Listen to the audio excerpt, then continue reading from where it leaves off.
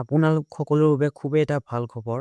পশুপালন বিভাগ ভৰ্তি 2026 বহুতো পদ মুকলি কৰি দিছে। আপোনালোক যদি ইচ্ছুক প্ৰাৰ্থী হয় তেন্তে আবেদন কৰিবলৈ পাৰিব। এই ভিডিঅ'টিত মই এডুকেশ্যন কোৱালিফিকেশ্যন, এজ লিমিট, ইয়াত কোনসকলে আবেদন কৰিব পাৰিব, সম্পূৰ্ণ এক্সাম পেটাৰ্ণ, এক্সাম প্ৰচেছ গোটেইখিনি আপোনালোকে এই ভিডিঅ'টিত পাব। চেলেৰী আৰু চিলেকশ্যন প্ৰচেছ। পোনপ্ৰথমতে মই আপোনালোক জনাওঁ যে ইয়াত কোনো ধৰণৰ এক্সাম নাই আৰু ইয়াত ইণ্টাৰভিউ নাই। আপোনালোকৰ মেৰিট বেচিছত আপোনালোকে চিলেকশ্যন পাব আৰু ইয়াত আপোনালোকৰ কোনো ধৰণৰ আপোনালোকৰ ডিপ্ল'মা নালাগে। আপোনালোকে চিম্পুল 10 পাছ হ'লে আপোনালোকে আবেদন কৰিবলৈ পাৰিব। পষ্টটোৰ নাম হৈছে multiple tasking staff, MTS short ফৰ্মত। আপোনালোকৰ ইয়াত বহুতো পদ মুকলি কৰি দিছে। আপোনালোকে এই ভিডিঅ'টি সম্পূৰ্ণ কৰি চাওক, তেতিয়া আপোনালোকে আবেদন কৰিবলৈ পাৰিব।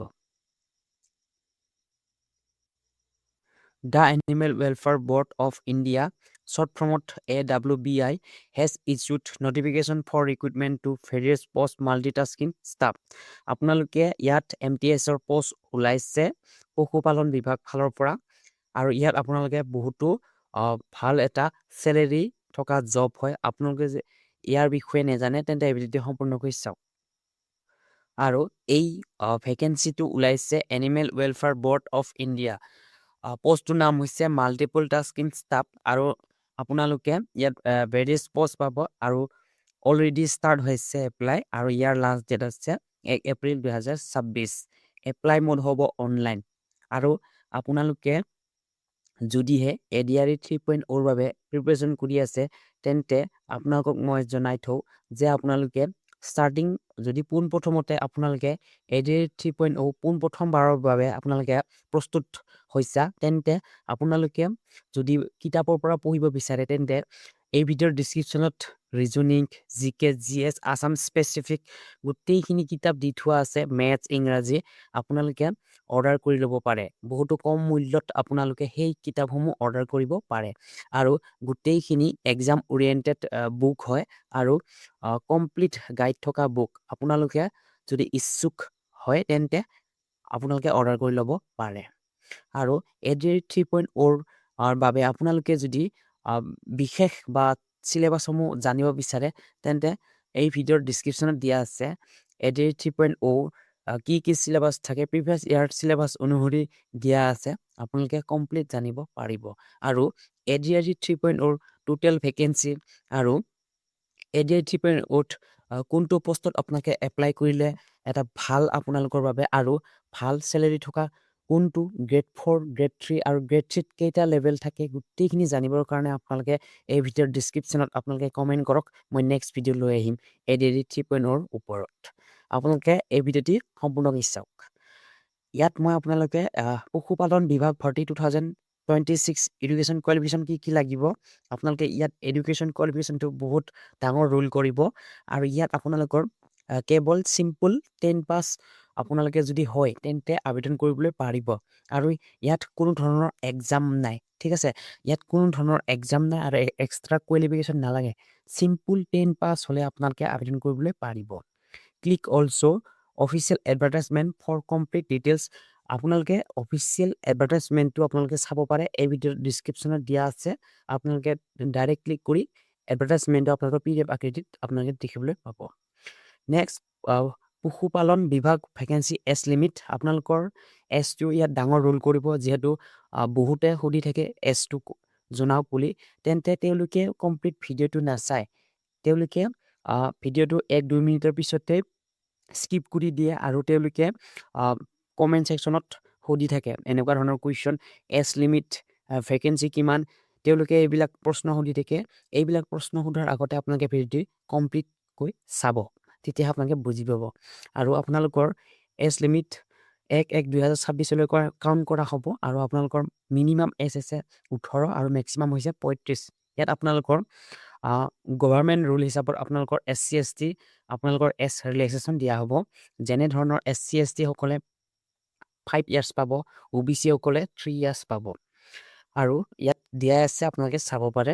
পশুপালন বিভাগ ভেকেঞ্চি ডিটেইলছ মাল্টিটাস্কিং ষ্টাফ হয়। ভাৰতবৰ্ষৰ সকলো ষ্টেটৰ পৰা আপোনালোকে আবেদন কৰিবলৈ পাৰিব আৰু পশুপালন বিভাগ ভেকেঞ্চি পে' স্লিপ বা চেলাৰী কেনেকুৱা ধৰণৰ হ'ব, আপোনালোকৰ চেলেৰিটো এজ পাৰ গভৰ্ণমেণ্ট ৰুল হিচাপত হ'ব। ঠিক আছে, ইয়াত দিয়া আছে চেলেৰি কেনেকুৱা ধৰণৰ হ'ব মই আপোনালোকক জনাই দিছোঁ। ইয়াত আপোনালোকৰ মিনিমাম চেলেৰি হ'ব 35, যিহেতু এইটো চেণ্ট্ৰেল গভৰ্ণমেণ্ট জব হয়। 35,000ৰ পৰা আপোনালোকে 40,000লৈকে আপোনালোকে ইয়াত ফাৰ্ষ্ট আপোনালোকৰ চেলেৰি হ'ব। এইটো বেচিক পে আৰু ফাৰ্ষ্ট চেলেৰি হ'ব আপোনালোকৰ। ঠিক আছে, ইয়াৰ পিছতে আপোনালোকৰ যিমান আপোনালোকৰ বছৰ অতিবাহিত হ'ব তেনেকুৱা আপোনালোকৰ চেলেৰিটো ইনক্ৰিজ হৈ গৈ থাকিব। ইয়াতে আপোনালোকৰ কেনেকুৱা আপোনালোকে চিলেকশ্যন প্ৰচেছ কেনেকুৱা পোনপ্ৰথমে মই আপোনালোকক জনাই দিছোঁ। পোনপ্ৰথমতে আপোনালোকৰ ইয়াত মেৰিট হ'ব, তাৰপিছত আপোনালোকলৈ ইমেইল পঠাব। ঠিক আছে, application fees general OBC SC ST কোনেও ইয়াত এটকাও দিব নালাগে, আপোনালোকে ফ্ৰী হয়। আপোনালোকে নিজৰ মোবাইলতে এপ্লাই কৰিবলৈ পাৰিব। আৰু এপ্লাই প্ৰচেছটো এই ভিডিঅ'তে মই আপোনালোকক জনাওঁ যে আপোনালোকে চিম্পল এই ভিডিঅ'ৰ ডিছক্ৰিপশ্যনত দিয়া আছে এপ্লাই লিংক, আপোনালোকে গৈ এপ্লাই কৰিব পাৰে। আপোনালোকে পোনপ্ৰথমতে ৰেজিষ্ট্ৰেশ্যন কৰি ল'ব, তাৰপিছত আপোনালোকে ৰেজিষ্ট্ৰেশ্যন নাম্বাৰ থ্ৰু দি আপোনালোকে লগ ইন কৰি পেলাই আপোনালোকে এপ্লাই কৰিব পাৰিব। আৰু পে'মেণ্টটো আপোনালোকে ইয়াত কোনো ধৰণৰ পে'মেণ্ট দিব নালাগে, সেইবাবে আপোনালোকে ইয়াত পে'মেণ্টৰ উল্লেখ নাথাকে। আৰু আপোনালোকৰ যিসমূহ পশুপালন বিভাগ 2026 চিলেকশ্যন প্ৰচেছ কেনেকুৱা ধৰণৰ, ইয়াত আপোনালোকৰ চিলেকশ্যন প্ৰচেছ পোনপ্ৰথমতে আপোনালোকে এপ্লাই কৰিলে তাৰপিছত আপোনালোকৰ এক্সাম নহয়। ঠিক আছে, নো এক্সাম দিয়া আছে, ইণ্টাৰভিউ হ'ব, কিন্তু চিম্পল ইণ্টাৰভিউ।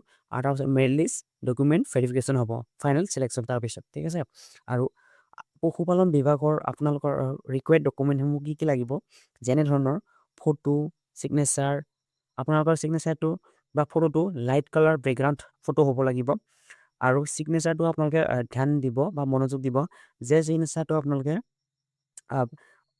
কালাৰিং পেপাৰত আপোনালোকে চাইন কৰিলে নহ'ব, অনলি আপোনালোকৰ হোৱাইট আপোনালোকৰ লাগিব। আৰু ফটোটো লাইট কালাৰ বেকগ্ৰাউণ্ড ফটো লাগিব। ঠিক আছে, লাইট কালাৰ বেকগ্ৰাউণ্ড ফটো। আৰু ইয়াত এডুকেশ্যন চাৰ্টিফিকেট যেনেধৰণে আপোনালোকে মিনিমাম ক্লাছ 10 দিলে আপোনালোকে 10 আৰু যদিহে এবভ অৰ্থাৎ আপোনালোকে 12 পাছ বা গ্ৰেজুৱেশ্যনো দিব বিচাৰে তেন্তে দিব পাৰে, কিন্তু সেইখিনিও আপোনালোকে ইনক্লুড বা এড কৰি দিব লাগিব এডুকেশ্যন চাৰ্টিফিকেটসমূহ। ঠিক আছে, আৰু কাষ্ট চাৰ্টিফিকেট আপোনালোকক লাগিব। যদিহে আপোনালোকে কাষ্ট চাৰ্টিফিকেটটো এতিয়ালৈ ডিজিটেল কৰা নাই তেতিয়া আগতে ডিজিটেল কৰক। আপোনালোকে 2-3 দিন ভিতৰত আপোনালোকে ডিজিটেল কৰি ল'ব পাৰে। যদিও বা আপোনালোকৰ আগৰ পৰাই আপোনালোকৰ ডিজিটেল চাৰ্টিফিকেট আছে তেন্তে আপোনালোকে ডিজিটেল চাৰ্টিফিকেটটোৱে দিব, কাৰণ যিহেতু আজিকালি চাৰ্টিফিকেট নাম্বাৰটো বিচৰা হয়। ডমিচিয়েল চাৰ্টিফিকেট যদি আছে আপোনালোকে দিব পাৰে, যদি নাই আপোনালোকে এইটো অপশ্যনেল ৰাখিব পাৰে, অপশ্যনেল হয়। আধাৰ কাৰ্ড লাগিবই এছ প্ৰুফৰ কাৰণে। আৰু ইয়াত দিয়া আছে যে কেনেকৈ এপ্লাই কৰিব, ভিজিট দ্য অফিচিয়েল ৱেবছাইটটো ভিজিট কৰি আপোনালোকে এপ্লাই কৰিব পাৰে। ঠিক আছে, গোটেইখিনি ইয়াত ইনফৰমেশ্যন দিয়া আছে। ইয়াৰ লাষ্ট ডেট হ'ব 1 এপ্ৰিল 2026। 1 এপ্ৰিলৰ আগতে আপোনালোকে এপ্লাই কৰি ল'ব। যদিহে ভিডিঅ'টো আপোনালোকে ভাল পাইছে তেনেহ'লে লাইক, কমেণ্ট, শ্বেয়াৰ কৰিবলৈ একেবাৰে নাপাহৰিব, কাৰণ এনেকুৱা ধৰণৰ ভিডিঅ' এই চেনেলটোত দিয়া হয়। আৰু যদিহে মোৰ ভিডিঅ'বোৰ পোনপ্ৰথমবাৰ চাইছে তেনেহ'লে ছাবস্ক্ৰাইব কৰিবলৈ একেবাৰে নাপাহৰিব। ধন্যবাদ।